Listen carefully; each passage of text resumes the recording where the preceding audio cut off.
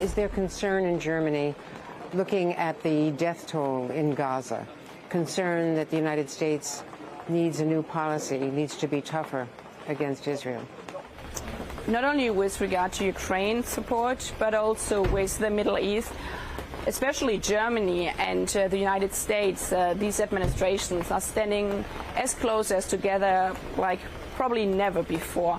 So Tony Blinken and I, we've been traveling 5 times in the Middle East since the 7th of October, always combined. When he had been in Israel, I was in the West Bank or in Jordan or at the Gulf. When he had been at the Gulf, I was in Israel. And we made very clear in the Middle East that we not only care, but that obviously Israel has a security right to defend itself against terrorism like any country in the world.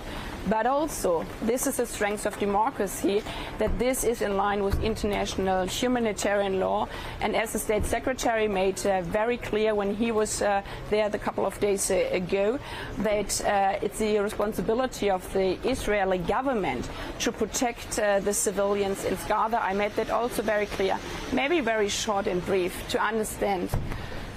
After the 7th of October, I was in many neighboring countries telling, imagine this was your daughter being raped by terrorists at the Nova Festival.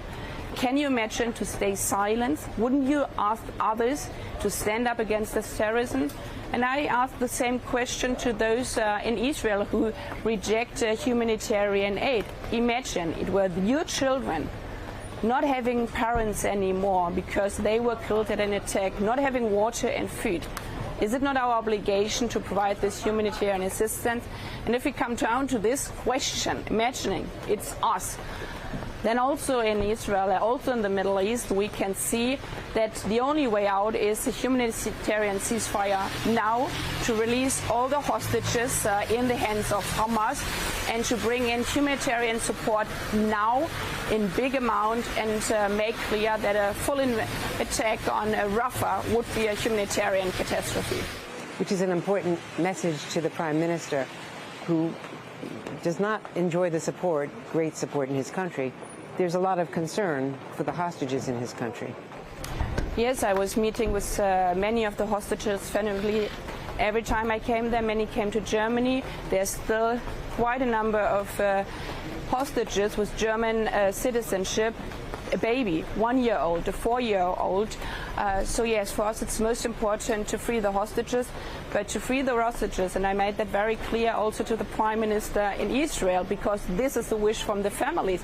This is the wish from a big society, part of society in Israel, is that there is a deal right now for a humanitarian ceasefire, for humanitarian pause, to free all the hostages and bring in this humanitarian aid. We cannot watch and see that every day people are not having water, not having medical treatment, children being treated in hospitals without anesthesia. This is something where we all have a common responsibility.